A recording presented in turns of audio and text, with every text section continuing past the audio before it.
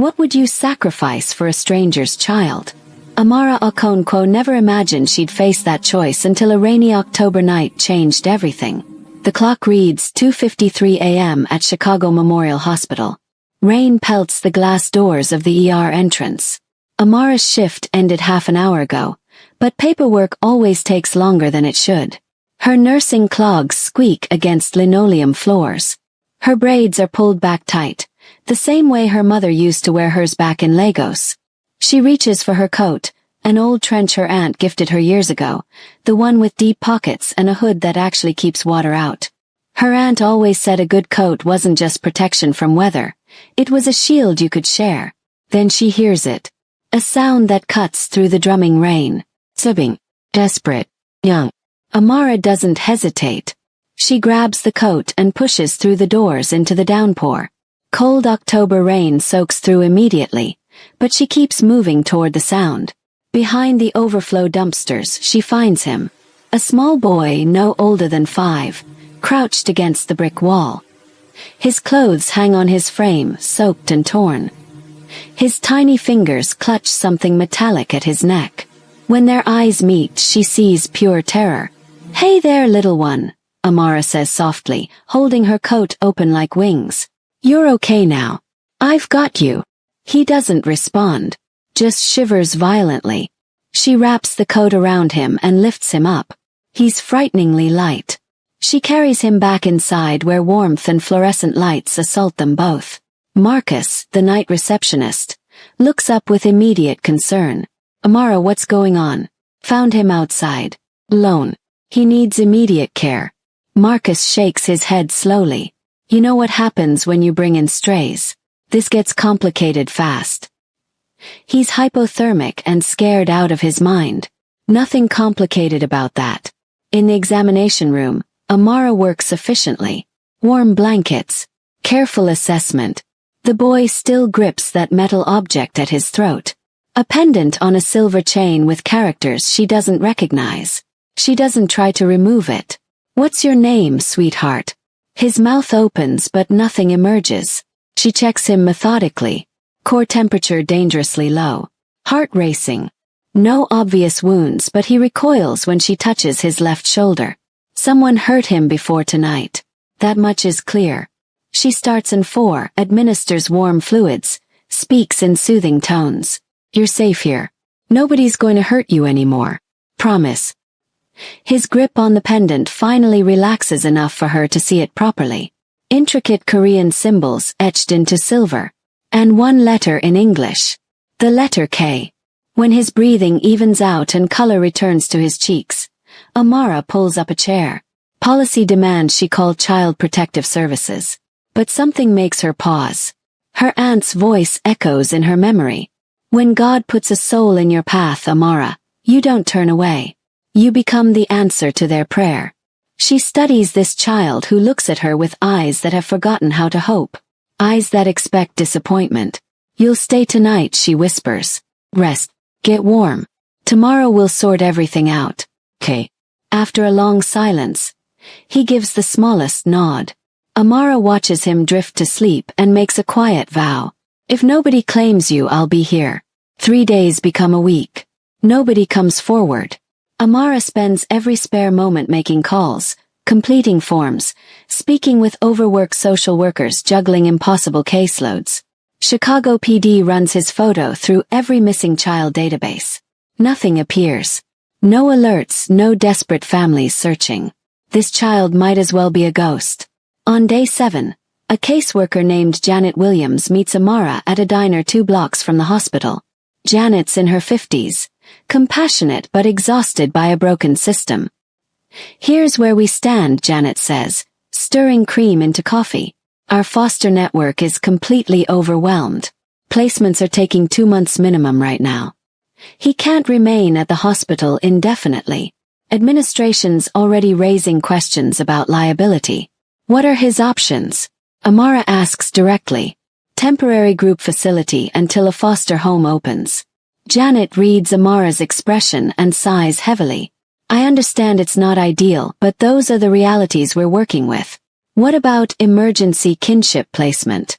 Temporary guardianship agreements. Janet studies her carefully. That requires a qualified guardian willing to undergo screening. Do you have someone in mind? Amara draws a deep breath. Me. Can do it. The words surprise even her. Janet's eyebrows lift. Ms. Okonkwo, that's a major undertaking. I know exactly what it means. Amara's voice steadies. I spent 6 years in foster care myself. I know what happens to children who disappear into the system. I won't let that happen to him. Janet holds her gaze for several heartbeats, then nods slowly. All right, let's begin the process. 2 hours of paperwork later, Amara receives emergency temporary guardianship approval. By evening, she's buckling the boy into her aging Honda. He sits in the back, still clutching that silver pendant, still silent. Through the rearview mirror, Amara observes him watching the city lights streak past. You need something I can call you, she says gently. Just temporarily until we discover who you are. He looks down at the pendant in his small hands. She glimpses it in the mirror. Those Korean characters. That single English K. How about Kofi? She suggests. Just for now. Would that work for you? His eyes meet hers in the mirror. After a moment he nods once. Kofi it is then, Amara says with a warm smile. Welcome home, Kofi. Her apartment is modest. 700 square feet on Chicago's south side. 1 bedroom that becomes his. A couch that converts to her bed. A kitchen where 2 people can barely pass each other. She shows him around slowly, letting him absorb everything at his own pace. Bathrooms here. Hot shower whenever you want one. And this room, this is yours now. The room is simple but clean. A window overlooking the street. A twin bed with a green comforter. Bare walls waiting for personality. Tomorrow we'll get you proper clothes, Amara tells him. Tonight this will have to do. She gives him an oversized t-shirt from a college she never attended. It hangs past his knees like a nightgown. He looks impossibly small wearing it. That first night Amara cooks jollof rice. Nothing elaborate. Rice, tomatoes, spices, fried plantains. She sets the small table with care. 2 plates, 2 forks, 2 glasses of water. She lights a candle usually reserved for power outages. Soft light dances across the walls. Kofi emerges from the bedroom slowly, cautiously, as if unsure whether he's permitted. He climbs onto the chair that's slightly too high for him, feet swinging above the floor. He stares at the steaming plate before him, the red rice glistening, the sweet plantains golden brown. He looks at it like he's forgotten what a prepared meal means, or perhaps he never knew. Go ahead, sweetheart, Amara encourages. It's okay. He picks up the fork with trembling hands, takes a small bite, then another. Then he's eating rapidly, protectively hunched over his plate like the food might vanish. Amara doesn't comment on his eating habits. She simply eats her own meal slowly, giving him dignity and space. Weeks flow into months. November shifts to December. Holiday decorations appear throughout the neighborhood. Temperatures drop. And gradually, almost imperceptibly, Kofi begins emerging from his shell. He starts saying thank you when she makes breakfast. He responds with nods when she asks questions. One morning she discovers him humming softly while drawing at the kitchen table. The social worker conducts home visits, documents everything favorably. Background screening comes back clear. Temporary guardianship extends to 6 months. Kofi begins drawing constantly. Amara buys him crayons and paper, and he fills page after page. Houses with gardens. Families holding hands beneath sunshine. Birds in trees. Safe normal things. Amara teaches him to read. Every night after her shift, regardless of exhaustion, they sit together on the couch sounding out letters. Sunday moon. He learns quickly. This boy is intelligent. By February he's reading basic books independently. One evening in early April, nearly 6 months after she found him, Kofi looks up from his drawing of a tree fort. Late afternoon sun streams through the window. Mama, he says quietly. Amara freezes at the stove, her hands still wet from rinsing vegetables. For a moment she thinks she misheard. Water runs. The refrigerator hums its familiar song. She turns slowly, pulse accelerating. What did you say, baby? He meets her eyes with those dark depths that have witnessed too much. His voice is uncertain, hopeful. Can I call you that, Mama? Something cracks open inside Amara's chest. Not painful but like a dam finally breaking. She crosses the room in 2 strides, dries her hands quickly on her jeans, and kneels before him. Yes, she whispers, pulling him close. Yes, my sweet boy. Yes, you can call me that. He wraps small arms around her neck and holds on like she's his lifeline. Amara closes her eyes and allows the tears to flow freely. For months she's maintained professional composure, done what needed doing. But this moment dismantles every wall. This child she rescued from the rain is choosing her. Not through biology or legal obligation, but through something more profound. 'Cause she showed up. 'Cause she stayed. That night, after Kofi sleeps, Amara truly examines the silver pendant he finally allowed her to clean properly. The engraving becomes clearer now. Korean characters flowing in beautiful curves. And beneath them, in Roman letters, Kyungmin. On the reverse side, barely visible, is a symbol, a phoenix rising from flames. She turns it over in her hands, feeling its weight. This pendant is expensive. Genuine silver. Expert craftsmanship. The kind that comes from wealth, from heritage, from a world far removed from her own. She should investigate, should try discovering what that symbol means. But she's not ready yet. Because once she starts searching, everything might change. So she places the pendant in her jewelry box for safekeeping and closes the lid. For now he's Kofi, her son. That has to be enough. If you're finding meaning in this journey, consider subscribing. These are the stories we share together. Stories about the families we choose, not merely the ones we inherit. 2 years pass like sand through fingers. Kofi turns 8 that October. He chooses chocolate cake with peanut butter frosting. Amara invites 4 classmates from his 3rd grade class and Mrs. Washington from next door who bakes him cookies every weekend. It's a good life they've constructed. Modest but meaningful. Amara transferred to a community health center 18 months ago. More reliable hours, predictable scheduling. She's home when Kofi's school bus arrives. Dinner together nightly. Bedtime stories and homework assistance. Kofi flourishes. He's grown 5 inches. His face has filled out, lost that haunted quality. He laughs now. Genuine laughter that transforms his entire being. He has friends who visit for video games. He has a teacher who recognizes his artistic talent. He still has nightmares occasionally, but they come less frequently now. Amara has almost convinced herself they're safe. That 2 years of silence means whoever abandoned him has moved on. She's catastrophically mistaken. It unravels on a Wednesday in November. Kofi's 8th birthday is 2 weeks away. Amara's at the clinic treating a patient when her phone vibrates. The school. Her stomach drops before she answers. Ms. Okonkwo. Principal Rodriguez sounds strained. We have a situation. I need you here immediately. What kind of situation? Is Kofi hurt? He's not injured physically, but Ms. Okonkwo, he's missing. He was waiting for the after-school program pickup. 2 men in a black vehicle approached him. According to witnesses, they showed him something, possibly a photograph, and he went with them willingly. Like he recognized something, Amara finishes, her voice hollow. We've contacted authorities. Well, the word emerges sharp. Call them back. Explain it was a misunderstanding. Custody confusion. Ms. Okonkwo, I can't do that. Please trust me. If you involve police, you'll endanger him further. Silence stretches. You have 1 hour. Amara hangs up and immediately dials Detective Sarah Chen, a contact from her hospital work. They took him, she says when Chen answers. Kofi.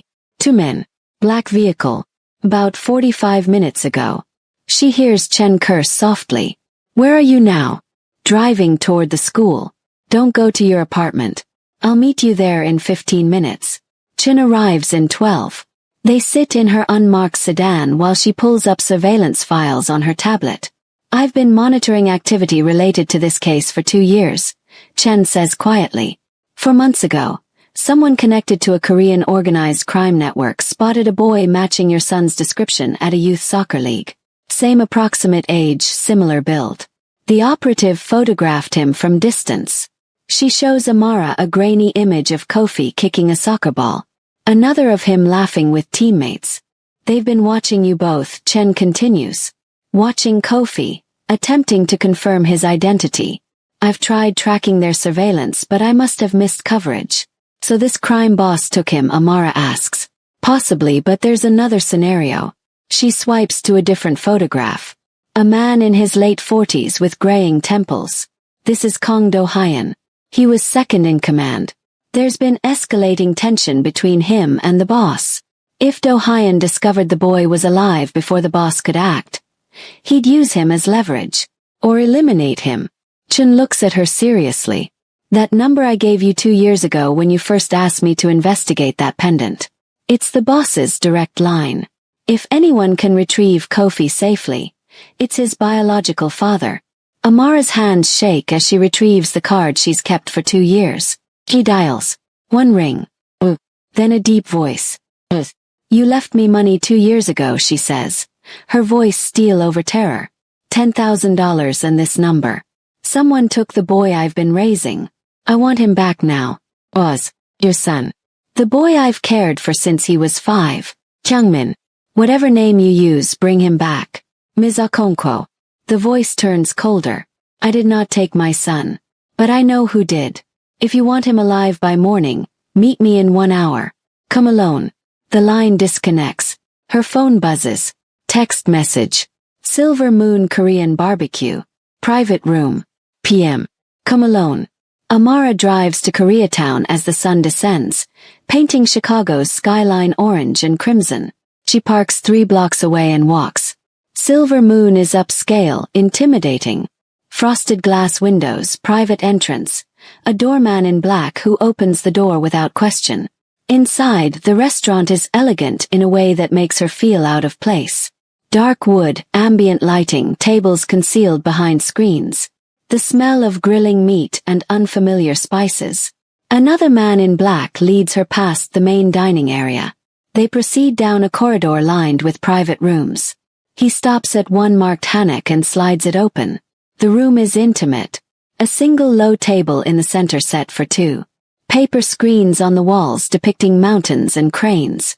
And at the far end, standing with his back to the door, is a man. He's tall, broad-shouldered, wearing an impeccable black suit.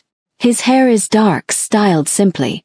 On his hand, a silver ring engraved with a phoenix. When he turns to face her, Amara understands why people follow him, why they fear him. Min Jae-sung is striking in the way dangerous things are beautiful. Sharp features, strong jawline, dark eyes that reveal nothing. His face could be carved from stone. There's no warmth, no vulnerability, just controlled power. But around his neck, tucked beneath his collar, she glimpses silver chain. Another phoenix pendant matching Kofi's. Ms. Okonkwo. His English is flawless with barely any accent. Please sit. Where's my son? Amara doesn't move. He's not with me currently, but he's unharmed for the moment. Please sit. We need to talk. We'll stand. Something flickers across his expression. Surprise, perhaps. Very well. He gestures to the man who escorted her.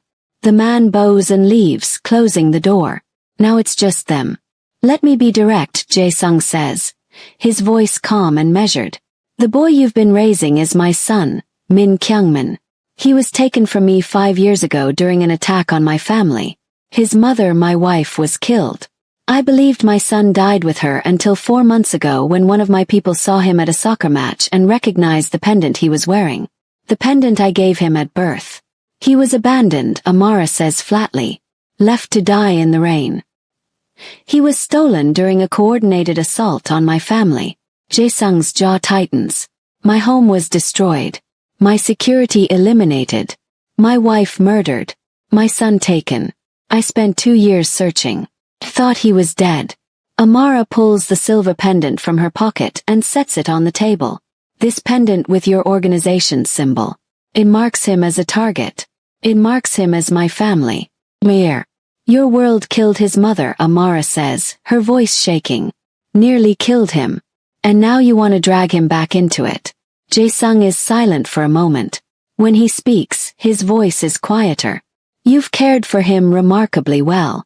I've had reports for 4 months. He's healthy, thriving. You've given him something I never could. A normal life. I gave him the only life he deserves. And I'm grateful. He meets her eyes. But he is still my son. My blood. The last piece of my wife. And I've lost too much already.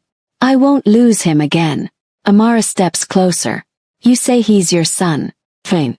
But I'm the one who held him through nightmares for 5 years.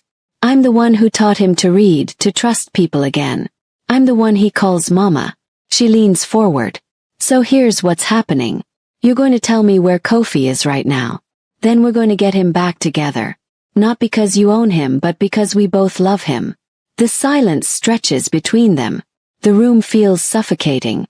Then impossibly, Jae-sung smiles. It's slight, barely there. But it transforms his face entirely. You're braver than most of my operatives, he says. And they're trained for combat. Please, Ms. Okonkwo. We have much to discuss about our son. And very little time. This time Amara sits. They talk for nearly 2 hours. Jae-sung tells her everything. His wife, Soo-yeon, came from a respected family. Their marriage was arranged initially but grew into genuine love.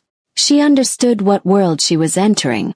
She believed love was stronger than fear, he tells her. His fingers tracing the rim of his teacup. She thought she could help me become better. Could she? For a while she made me want to be better. For her. For Kyungmin.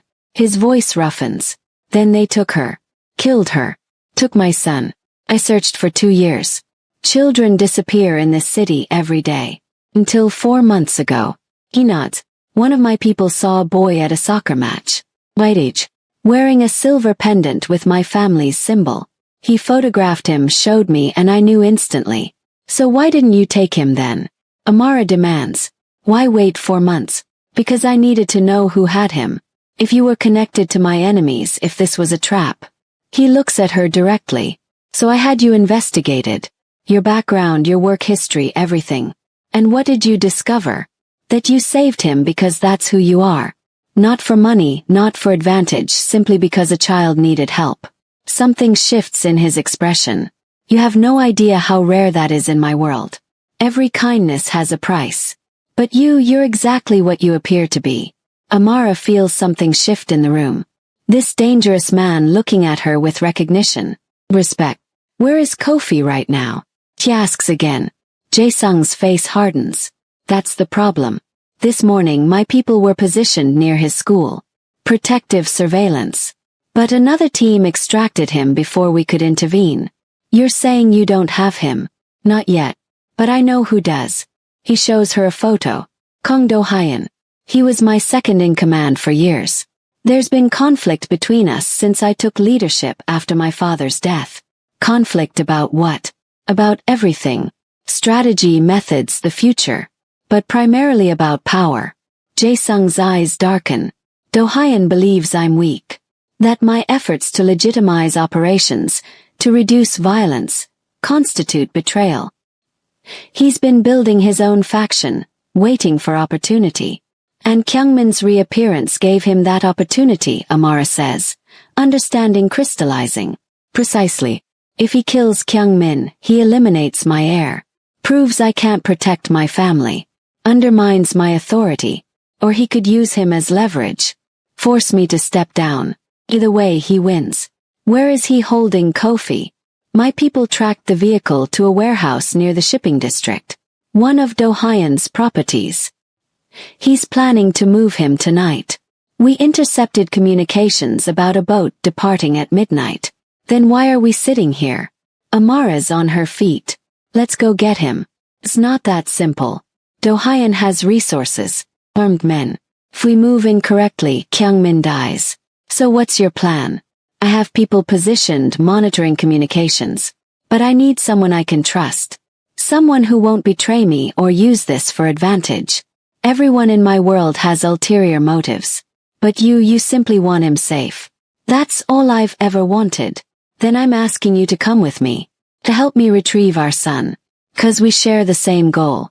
Amara stares at this man. This criminal. This father. This complicated human being. One condition. After this, I remain part of Kyungmin's life permanently. Real co-parenting. Equal authority. Can you agree? Jae-sung doesn't hesitate. You saved him. Raised him. Loved him when I couldn't. You'll always be his mother. I don't want to take him from you. I want us to share him. Give him both worlds. Something in Amara's chest loosens. Then let's go get our son. They ride in Jae-sung's car, a black Mercedes with tinted windows. He drives. No bodyguards, just the two of them moving through the Chicago night. Tell me about him, Jae-sung says after a silence. Who he became while I wasn't there. So Amara tells him everything. Kofi's first words after months of silence. His passion for drawing. His fear of thunderstorms and how she sits with him during every one. His terrible jokes that aren't funny but she laughs because hearing him laugh is worth everything. He's kind to everyone, she says finally. Even children who aren't kind in return. He just keeps being kind. That's the most remarkable thing about him. After everything he chose goodness. Jae-sung's hands tighten on the wheel. Suyun was like that also. Too good for my world. I used to worry that my life would corrupt her. But she never changed. His voice drops. She would have loved who he became. She would have loved you for raising him. Why did you bring her into this world if you knew it was dangerous? I was born into it. I didn't have a choice. But she chose me anyway. Said every person deserves someone who sees their humanity. He glances at Amara. She sounds remarkably like you. They drive in silence for a while longer. The city gives way to industrial zones. Warehouses and shipping containers and cranes silhouetted against the night sky. Finally Jae-sung says, you asked why I didn't approach you immediately. Why I waited 4 months just watching. The truth is I wasn't ready. After Suyun died, I shut down completely. Emotions made you vulnerable. Love made you weak. So I became cold, efficient. He's quiet. But seeing him in that soccer match laughing, I realized I'd been living like a dead man. And I didn't know how to come back to life.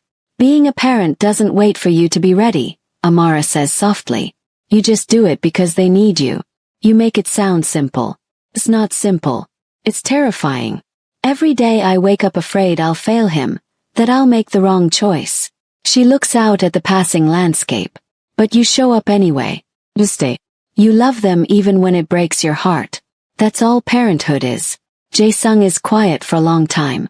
Then thank you for raising him when I couldn't. For showing him what genuine love looks like. For being the mother he deserved. His voice roughens. I can never repay that debt. But I'll spend the rest of my life trying. Tears burn in Amara's eyes. She simply nods. They reach the warehouse district as fog rolls in from the lake, thick and cold. The air smells like oil and rust. Red safety lights glow in the mist. Jae-sung parks 2 blocks away, killing the engine.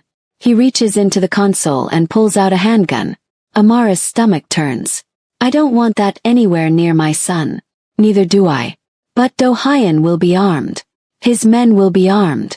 He checks the weapon efficiently. Stay behind me. The shooting starts, get Kyungmin and run. Don't look back. Don't wait. Just get him safe. What if something happens to you? He pulls out a second phone and presses it into her hand. 1 number programmed. Terichin. She knows about tonight. If I don't make it, she'll get you both into protective custody. You've been coordinating with law enforcement. I've been cooperating with Chen for months. Providing information. Building a case. Tonight ends all of it. The organization, the violence. After tonight I'm done. But first I get my son back. Amara pockets the phone, her heart hammering. This is insane. But the system didn't save Kofi 5 years ago. She did. And she's not about to fail him now. They move through the warehouse district on foot, staying in shadows. Jae-sung navigates with confidence. This is his domain. But it's not Kofi's world. Not anymore. They reach a warehouse with broken windows and graffiti tags. Black SUV sits outside. No visible guards, but Amara feels eyes watching. Jae-sung pulls out his phone and texts someone. His phone buzzes. He reads it and his face goes hard. For men inside. Do-hyun and 3 operatives. Kyungmin is on the 2nd floor. Office at the end. He looks at Amara. This is your last chance to leave. That boy in there is worth everything. Every risk. Now let's go get our son. For the first time, Jae-sung truly smiles at her. I'm beginning to understand why he calls you mama. They enter through a side door.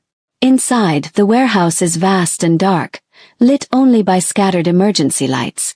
Shipping containers stacked like building blocks. The air smells of oil and decay. They locate a staircase. Metal rusted, creaking. Every sound feels amplified. At the top, a long corridor with offices. Most doors open, empty. The end, one door closed. Light spills from beneath it.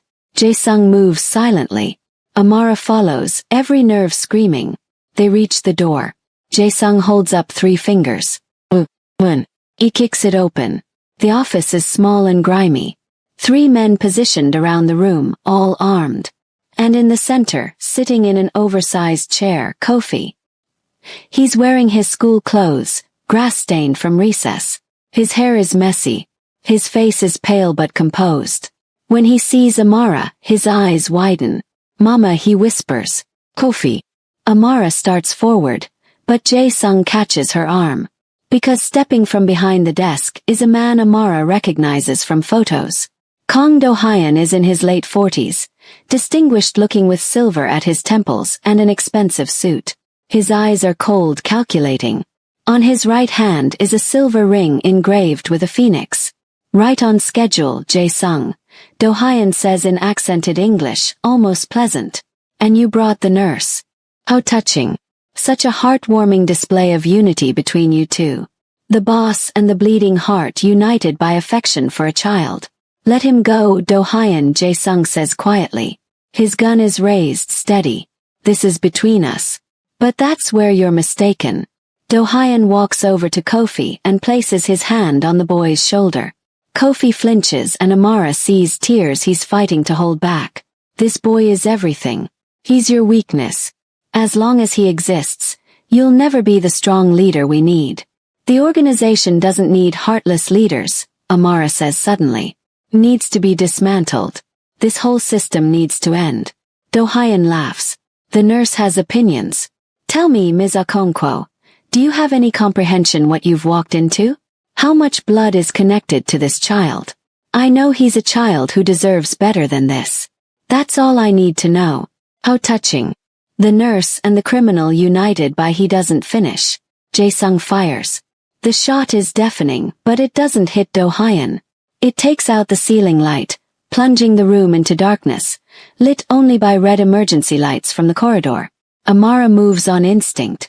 Years of emergency training override everything.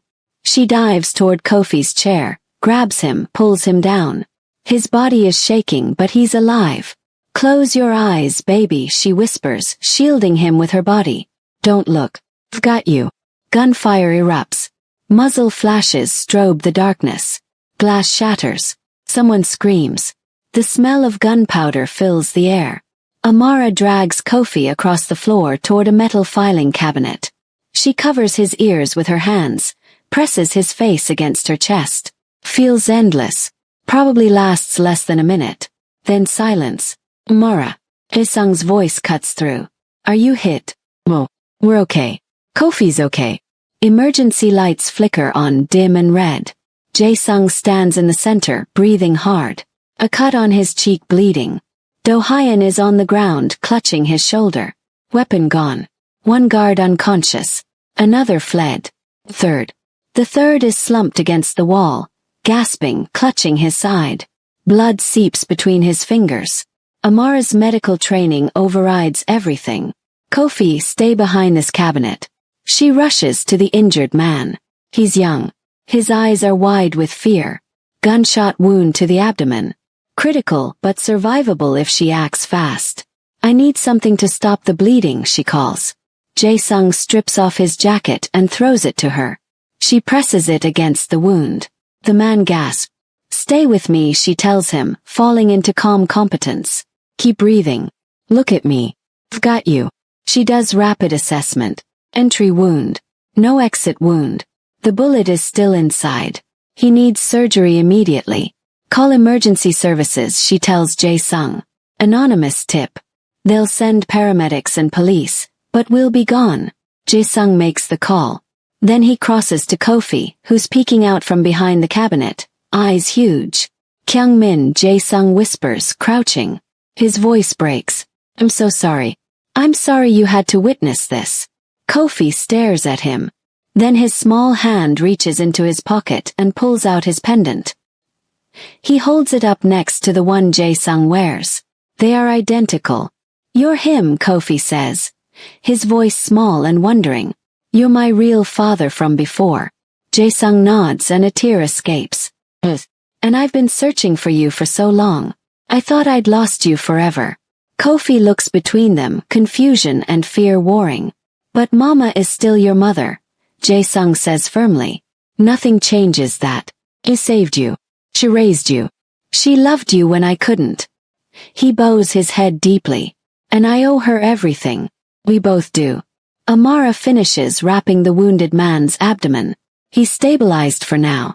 Sirens wail in the distance. She crosses to them and kneels beside Kofi, taking his trembling hand. Family isn't just blood, Kofi. It's the people who show up, who stay, who choose you every day. She looks at Jae-sung, then back at Kofi. We're all your family now. Kofi starts to cry. Deep wrenching sobs. Amara pulls him into her arms and Jae-sung wraps his arms around both of them. They kneel on that dirty warehouse floor. A nurse, a criminal trying to become better, and a child who survived everything. And they hold each other. We need to leave, Jae-sung says quietly before authorities arrive. He picks up Kofi gently, carefully. Kofi is exhausted, trembling but alive, safe. They slip out as the sirens converge. By the time police arrive, they're gone. In the car, Kofi falls asleep almost immediately. His head in Amara's lap. She strokes his hair and feels Jae-sung watching them in the rearview mirror. Thank you, he says quietly. For coming, for being brave, for saving that man's life. Thank you for keeping your word, for protecting him. They drive in silence, carrying their son home. Detective Chan meets them at Amara's apartment. She looks tired but relieved when she sees Kofi sleeping. Do-hyun's in custody, she says quietly. The man Ms. Okonkwo treated is in surgery. Stable condition. Doctors say she saved his life. And I've got enough evidence to dismantle the organization. She looks at Jae-sung. You understand what this means. The prosecutor will want full cooperation. Names, operations, financial records, testimony. No. Jae-sung looks at Kofi in Amara's arms. It ends tonight. All of it. The organization, the violence, the legacy my father left. All ends. She nods. You did right tonight. Getting the boy out, protecting Ms. Okonkwo. That counts. I'll give you tonight. Tomorrow we start the formal process. After Chen leaves, they go upstairs. Jae-sung carries Kofi to his bedroom and lays him gently on the bed. Amara removes his shoes and pulls his blanket around him. They stand in the doorway watching him. What happens now? Amara asks quietly. Jae-sung runs a hand through his hair. He looks exhausted, human. Now I spend the next year cooperating with the investigation, testifying against people who were my father's allies, dismantling an organization that's been part of my family for 3 generations. He meets her eyes. But before all that, I want to do something right, something good. What do you mean? I have money that's completely legitimate. Investments separate from the organization. I was thinking a foundation to help children affected by organized crime, gang violence, abuse. Kids like Kyung-min who get caught in adult choices. Give them counseling, education, safe housing, real chances. Tears prick Amara's eyes. He would love that, knowing something good came from all this pain. It won't undo the harm. I know that. But maybe it's a start. He looks at his hands. Maybe it's how I become someone my son can be proud of. And me? Amara asked. Where do I fit? Wherever you want. Jae-sung's voice is earnest. You're his mother. That's not negotiable, not temporary. Real, permanent legal adoption with both our names. Equal parenting. I'm not taking him from you. I want us to raise him together. Something in Amara's chest loosens. Not as who you used to be. As someone willing to change, to do the real work. All of that. However long it takes. She extends her hand. Then let's figure this out together. He takes it. Together. 6 months pass like pages turning. Jae-sung keeps his word. The organization is systematically dismantled. He testifies in multiple trials. The prosecutors offer him a deal. Community service, 5 years probation, cooperation, no prison time. He uses his legitimate assets to establish the Phoenix Rising Foundation. He hires licensed therapists, social workers, mentors. He rents a building on Chicago's West Side. He shows up every day. And every evening he comes to their apartment for dinner. Becomes routine. Jae-sung brings groceries. Amara cooks. Kofi sets the table. They eat together talking about normal things. Kofi thrives. He starts calling Jae-sung Appa, tentatively at first, then naturally. He teaches Jae-sung about soccer and superheroes. Jae-sung teaches Kofi about his Korean heritage. They go to therapy with Dr. Kim, navigating this unusual family. You're creating something unprecedented, she tells them. There's no blueprint. You're writing your own story. One Saturday, Jae-sung takes them to a Korean cultural center. They learn traditional drumming and make paper lanterns. Kofi's face lights up, discovering his heritage. Later, walking to get frozen yogurt, Kofi holds both their hands. I like having 2 parents. Is that okay? Amara asks, her heart in her throat. Kofi thinks seriously. I have nightmares sometimes, but mostly I'm just happy. That evening, Jae-sung says carefully, I've been thinking. The foundation is growing. We need more space. And my apartment, it's not a home, just a place to sleep. He stops walking. Maybe we could find a place together. A house big enough for all of us. Separate spaces but shared spaces for family. Kofi's eyes go wide. Like a real house with a yard. Exactly like that. Amara meets Jae-sung's eyes. Bae. Let's do it. Slow steps, clear boundaries. However long it takes. They find a house in Hyde Park. 3 bedrooms, a yard with a maple tree. Moving day is chaotic and perfect. Kofi runs through empty rooms. Amara unpacks. Jae-sung assembles furniture, making sure Kofi's room is perfect. That night they order pizza and eat on the floor. Later, sitting on the back porch, Jae-sung says quietly, "Thank you for this chance." Amara leans her head on his shoulder. "Thank you for doing the work. He's my son. You're his mother. You're my family. There's nothing more important." 3 months later, the adoption hearing is held in a bright courtroom. Judge Patricia Williams presides. A woman in her 60s with kind eyes. Amara Okonkwo and Min Jae-sung stand before her. And between them stands Kofi. He's dressed in his best clothes. He holds both their hands. The hearing is simple. The social worker's report is glowing. The background checks complete. Dr. Kim submitted a letter supporting the adoption. Judge Williams reviews the paperwork, asks Kofi gentle questions. He answers clearly, confidently. Yes, he understands. Yes, this is what he wants. The judge signs the papers. "I've presided over hundreds of adoptions," she says, looking at them. "Rarely do I see a family built with this much intention and love. You 3 are truly remarkable. May you continue to grow together." They walk out as an official family. Both names on the certificate. Equal parents. That evening they celebrate at home. Kofi chose the menu. Homemade pizza and apple pie. After dinner, Jae-sung pulls out a velvet box. "I have something for both of you. Inside are 2 necklaces. Kofi's original phoenix polished and a new one. A phoenix carrying a lotus flower. The phoenix represents rebirth. Jae-sung explains, rising from ashes. The lotus represents new beginnings, beauty from darkness. He looks at Amara. "You grew something beautiful from my past." He fastens the necklace around her neck. The pendant rests over her heart. Then he gives Kofi his original pendant. "This is yours, not as a reminder of pain, but as a symbol of survival. You carry both worlds. Your Korean heritage and your African American home. Both families. that makes you stronger. Kofi touches his phoenix. Will you tell me about my first mom sometime? She was brave and kind like your mama Amara. She would be proud of you. And she would love your mama for raising you with so much love. I think she'd be happy, Kofi says seriously, that you found mama. That we're all together. Jae-sung pulls him close. Think so too. They clean up together.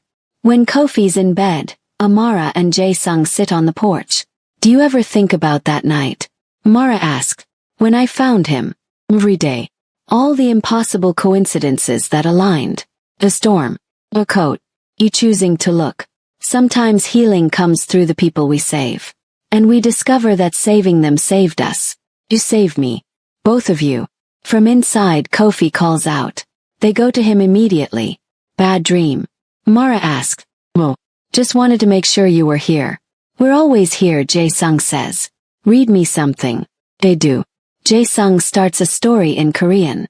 Amara strokes Kofi's hair. They create a cocoon of safety around this child. Love you, mama. Kofi murmurs. Love you too, baby. Love you, Appa. Love you, son. They wait until he's asleep. In the hallway, Jae-sung takes her hand. Ready for tomorrow. Always as long as we're together. They say life changes in an instant. That the smallest choices create the biggest ripples. Amara Okonkwo believed that with her whole heart. She believed courage wasn't the absence of fear. It was loving someone so much you walked into darkness anyway with nothing but a coat and hope. She believed family wasn't always the people you started with. Sometimes it was the people you found in the storm. People you chose.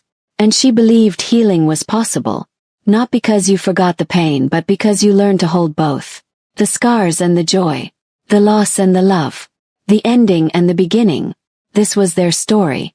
The nurse with a trench coat. The man who chose to become better. And the boy who survived everything. Imperfect, complicated, real. And it was just beginning. The three of them sit at breakfast. Sunlight pours through windows. Kofi recites homework. Family means respect. Respect means seeing someone's value even when they're different. Jae-sung sets down his spatula and places his hand on Amara's shoulder. She covers it with hers. You didn't just save my child, he says quietly. You saved me. You saved the part of me that was dying. Amara turns to look at him. This man who chose to become gentle, to become worthy. Sometimes healing doesn't require medicine, she says softly. Just requires showing up, staying, choosing love over fear. He smiles. He smiles. Kofi laughs. Outside, the sun climbs into a Chicago sky. Inside, a family sits down to breakfast. Not the family anyone predicted. Not the family biology dictated, but theirs. Real and imperfect and full of second chances. The trench coat hangs by the door, ready for the next storm. But for now, the sky is clear and they're home. They're finally completely home. If this story touched your heart, if it reminded you that love can grow from unlikely places and that second chances are real, subscribe to hear more stories like this. Stories about the families we choose, the healing we create, and the way one moment of compassion can change everything. Thank you for listening. Thank you for being here. Until next time.